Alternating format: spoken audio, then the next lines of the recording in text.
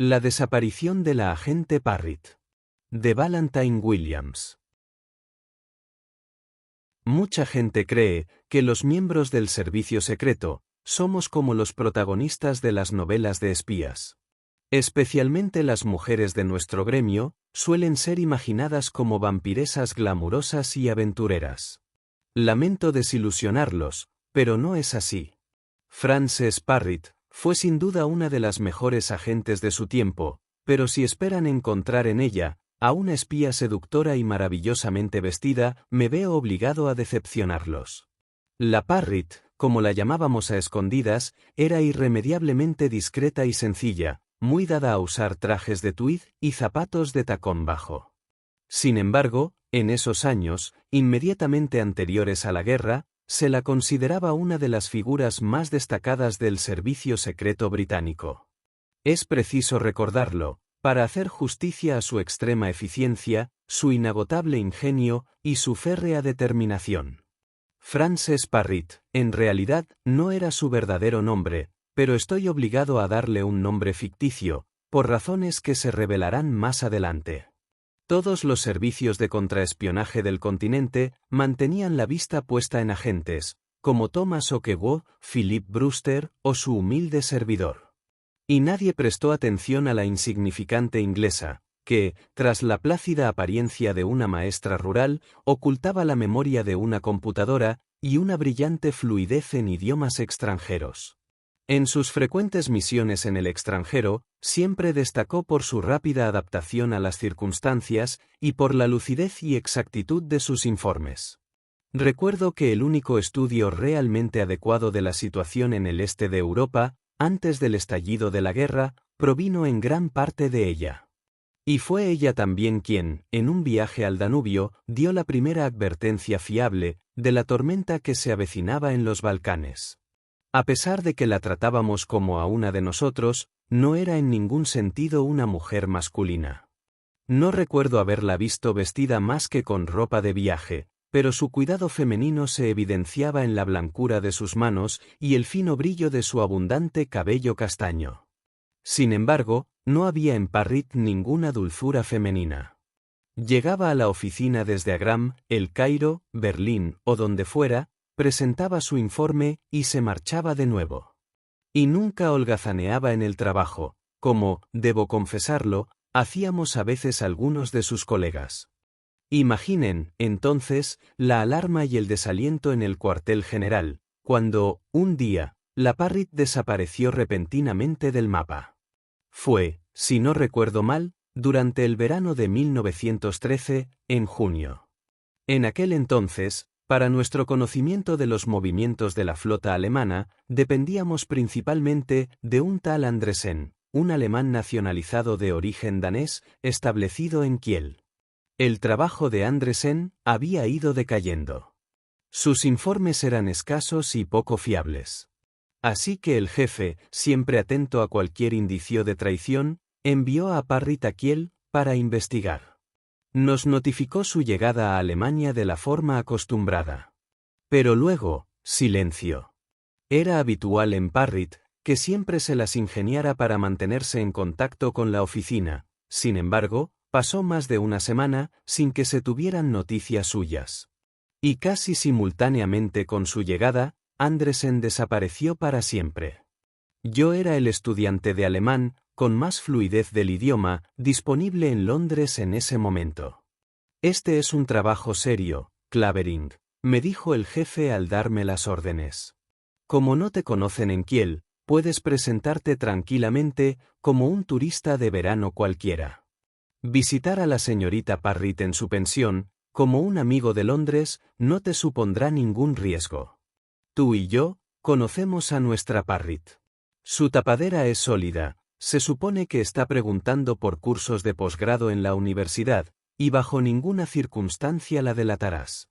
Si realmente ha desaparecido, será mejor que acudas a la policía, en cuyo caso no debes andarte con disfraces ni con identidades falsas. En cuanto llegué a Alemania, localicé la pensión de la señorita Parrott en el mapa, siempre prefería alojarse en pensiones que en hoteles, pero antes de buscarla, decidí ir a echar un vistazo a la casa de Andresen. Tenía una cervecería al aire libre, a las afueras de Kiel. Dejé mi maleta en la estación, y tomé un tranvía que me dejó en la terminal. Era una tarde dorada de junio. 5 minutos de caminata por la polvorienta carretera costera, me llevaron a ver un rústico letrero, y más allá, una especie de pabellón destartalado, con una docena de mesas toscamente labradas, dispuestas en un claro entre pinos. Reinaba un profundo silencio, y entre los árboles se vislumbraban velas blancas, sobre las brillantes aguas azules. El lugar parecía desierto, pero eso no me sorprendió. Andresens era sin duda uno de esos establecimientos típicos, de las cercanías de tantas ciudades alemanas, donde los domingos los trabajadores traen a sus familias, a tomar una cerveza y jugar a los bolos bajo los árboles. Al entrar en el jardín, una mujer salió de la casa. Me dio un vuelco el corazón, cuando estuvo lo suficientemente cerca, como para distinguir su rostro. Estaba muy pálida, y tenía los ojos rojos e hinchados. Me pregunté qué tragedia podría haber ocurrido. Cuando regresó con mi cerveza, intenté que hablara, pero solo respondió con monosílabos, con el rostro obstinadamente vuelto hacia la casa, como si estuviera ansiosa por irse. Como último recurso, señalando la decrépita bolera, que bordeaba un lado del jardín, me aventuré a preguntar: «Si su marido está por aquí, ¿quizás me invitaría a jugar?». Ante eso, ella se enfureció. «Mi marido no está», dijo secamente. «Tal vez sea mejor que regrese más tarde», aventuré. Ella negó con la cabeza. «Él está ausente». «¿Por cuánto tiempo?», insistí. «¿Y a usted qué le importa?», preguntó bruscamente, volviéndose hacia mí. Luego, para mi consternación, se puso a llorar. «Le ruego que me disculpe», le supliqué. «Espero no haber dicho nada indiscreto. Solo pregunté por el señor Andresen». Hice una pausa, porque oí hablar de él a mi amiga, la señorita Parrit. Entonces, la mujer levantó su rostro lloroso hacia el mío. «¿Usted es amigo de la señorita inglesa? ¿El señor también es inglés, quizá?». «Sí, soy inglés», le dije. Y decidí aventurarme una vez más. «¿No quiere decirme dónde está Andresen?». La mirada que me dirigió estaba cargada de duda y sospecha. Pero tenía que descubrir si su marido conocía a Frances Parrit, así que me arriesgué. «Número 131», añadí en voz baja, dándole el número que Andresen ostentaba en nuestros registros. Con aire de pánico, la mujer me miró fijamente, apretándose la cara con sus delgadas manos. Luego, mirando por encima del hombro, dijo en voz baja: «¿El señor vio a un hombre al entrar por la puerta?». «No, no vi a nadie», respondí. Me tiró de la manga y señaló en determinada dirección. Entre los árboles, vi una figura corpulenta vestida de negro, de espaldas al jardín, de pie bajo el letrero. «Venga rápido», susurró la mujer. Y tomando mi vaso, me condujo al interior de la casa. Después de seguirla adentro, ella cerró la puerta y se quedó parada frente a ella. «Hace 6 días, unos hombres vinieron y se llevaron a mi marido», dijo. «Eran agentes de la policía secreta. Desde entonces, uno ha estado de guardia afuera, día y noche. Tuvo usted suerte de que no le viera entrar». Ella inclinó la cabeza para escuchar. Pero afuera todo estaba en silencio. «¿Y mi amiga, la señorita Parrit? ¿Vino a ver a su marido?».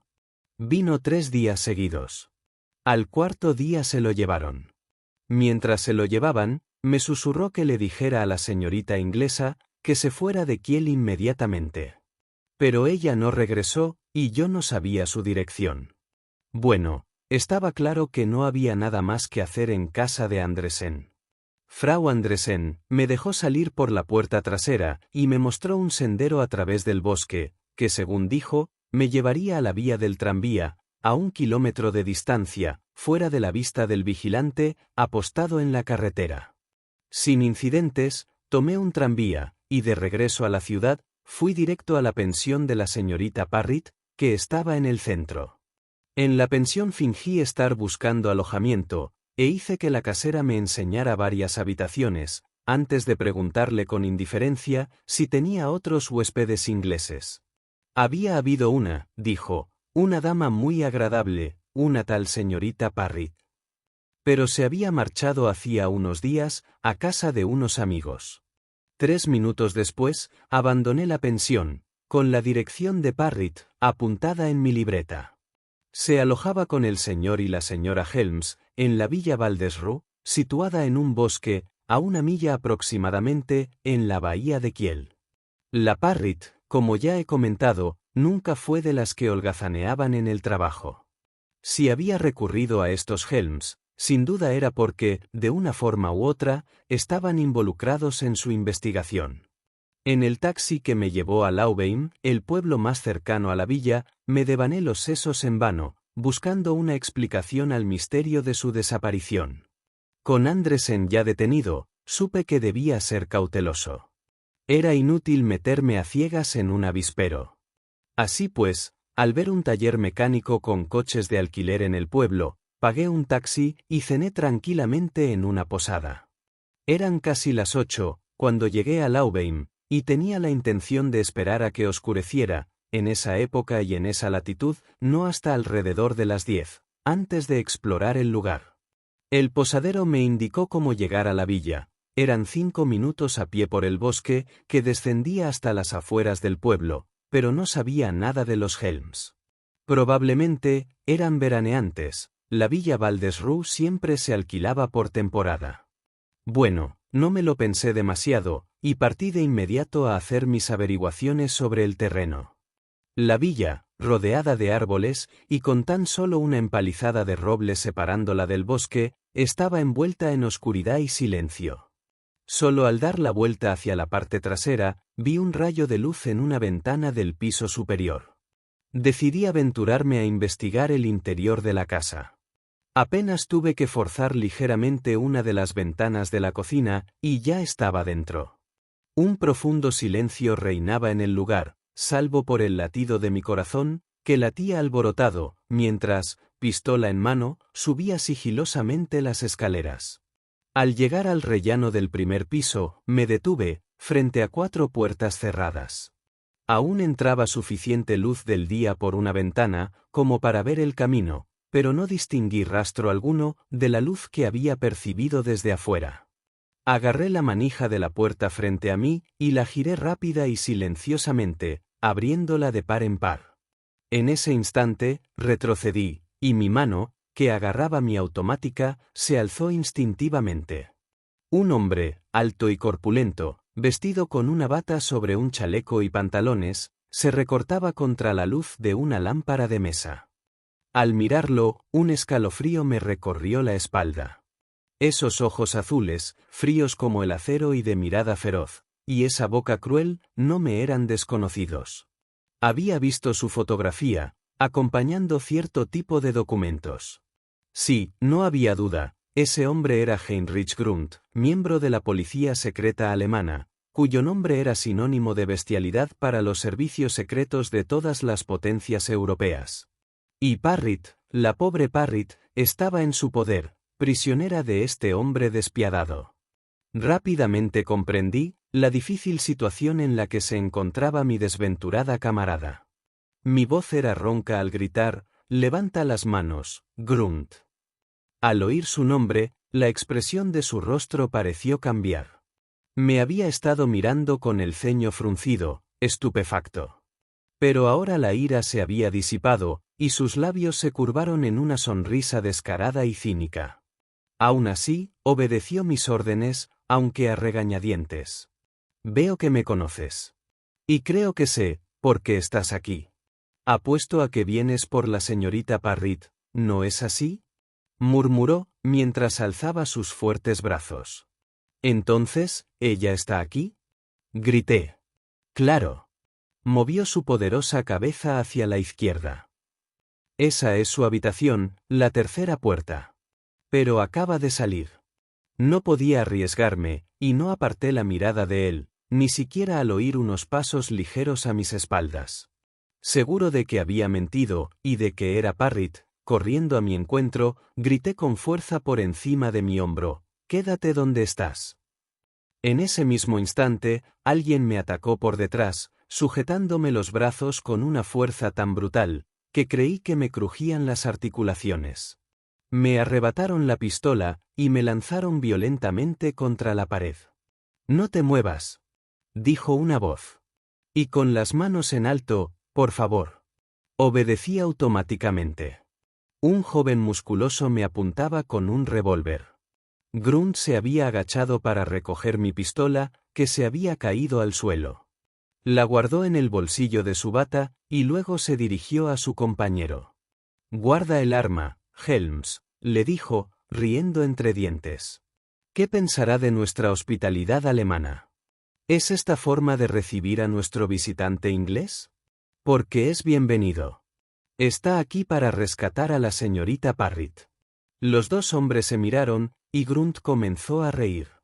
Su compañero pareció contagiarse, y bajando el arma, empezó a reír a su vez.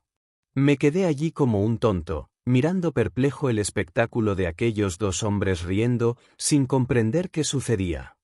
«No sé qué ven de gracioso en todo esto», repliqué con enfado. «Si la señorita Parritt está retenida aquí contra su voluntad, exijo que la dejen marchar». Entonces, Grunt se inclinó hacia adelante y puso su mano sobre mi hombro. «Ya veo que no lo entiendes y que debo explicártelo», dijo más calmado. «No sé si lo sabes, pero tu atractiva colega es algo imprudente al elegir a sus amistades». «¿Te refieres a Andresen?» «Andresen». «Exacto. Veo que también lo conoces». Al principio, era testarudo y no quería hablar.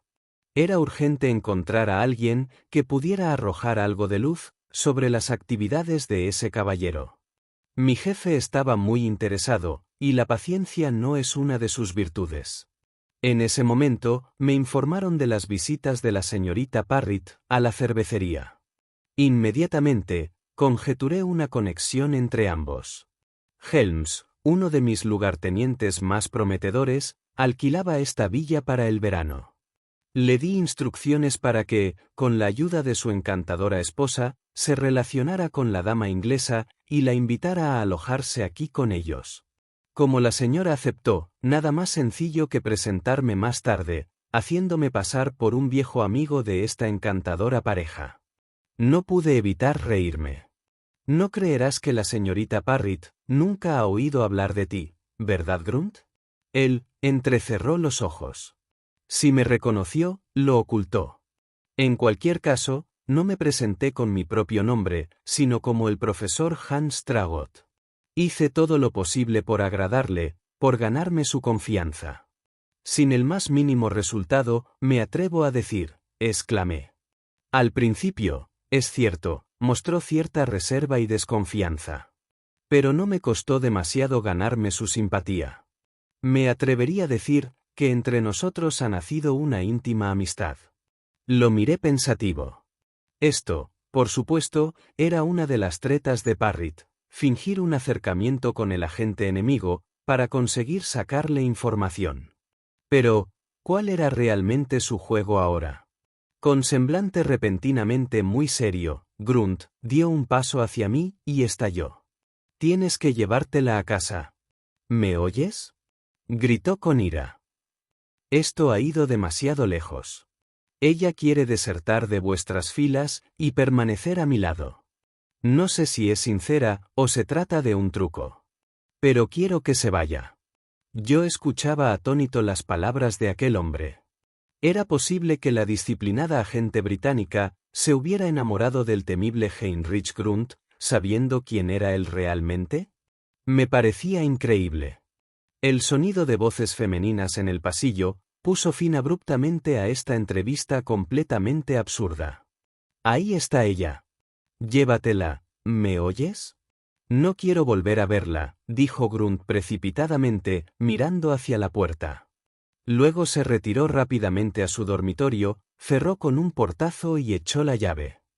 Helms ya estaba a mitad de la escalera, hablando en voz baja con su esposa. Luego la tomó del brazo, y ambos desaparecieron por una puerta. Una figura femenina, cuya silueta me resultaba demasiado familiar, se quedó atrás. Lentamente, vino a mi encuentro, y en cuanto entró en la habitación y vi su rostro, supe que Grunt había dicho la verdad, por increíble que fuera. Estaba transfigurada, no parecía la misma mujer que partió de Inglaterra hacía unas semanas. Sus ojos tenían un brillo inusual, y una expresión de felicidad y determinación la hacían parecer más hermosa. No me dio la oportunidad de hablar. «Sé a qué has venido, Clavering», dijo. «Pero es inútil. Puedes decirle al jefe que me retiro del servicio. Estoy cansada de este trabajo, de viajar sin descanso, saltando de una misión a otra, sin vida propia. Ya no quiero seguir con eso. Tengo un buen motivo para tomar esta decisión, y es irrevocable». Al terminar de hablar, apretó los labios con firmeza. La miré con los ojos muy abiertos, sin creer que la que se expresaba con tanta pasión fuera la sensata Frances Parritt. «¿Has perdido el juicio?», exclamé furioso. «Vienes aquí por trabajo, y lo primero que haces es involucrarte con un agente enemigo como Helms. Y no contenta con eso, te enamoras de un miembro de la policía secreta alemana. O quizás me dirás que nunca habías oído hablar de Grunt». Ella suspiró con impaciencia. Él no me engañó, aunque le dejé creer que sí. Pero nunca sospeché de los Helms, lo admito, solo pensé que serían una buena tapadera. Pero mis días en el servicio secreto han terminado, Clavering. Lo que nunca creí que pudiera sucederme, ha sucedido, y no tengo ninguna intención de escapar de ello. Una mujer tiene derecho a forjar su propio destino. Y yo he encontrado el mío. ¿Te das cuenta de lo que dices? Eres un agente del servicio secreto británico, una de las mejores, le dije, y pretendes abandonarlo todo, para unirte a un tipo tan peligroso como Grunt, que es lo mismo que decidir unirse al enemigo. ¿Sabes que podría denunciarte por traición?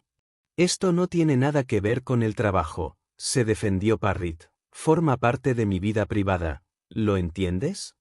Eres tú la que debería entender que los agentes no tenemos vida privada, cuando ésta interfiere en el cumplimiento de una misión.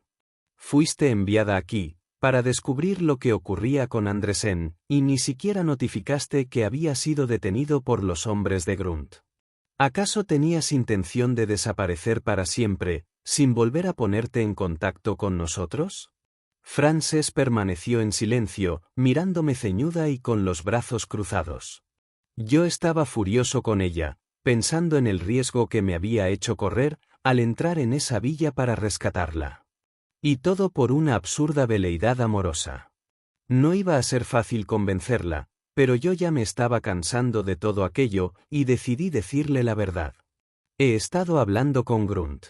Me ha dicho que quiere que te vayas, que te lleve conmigo de vuelta a Inglaterra. No te creo. ¿Dónde está? Con un gesto señalé la puerta de la habitación en la que se había encerrado el alemán. Parritt corrió hacia ella y comenzó a golpearla con el puño. «Heinrich, sal de ahí, ¿me oyes? Quiero hablar contigo». «Heinrich». Su llamada no obtuvo respuesta. Ella insistió, pero al otro lado de la puerta no se oía nada, como si Grunt fuera sordo a las demandas y súplicas de Parritt.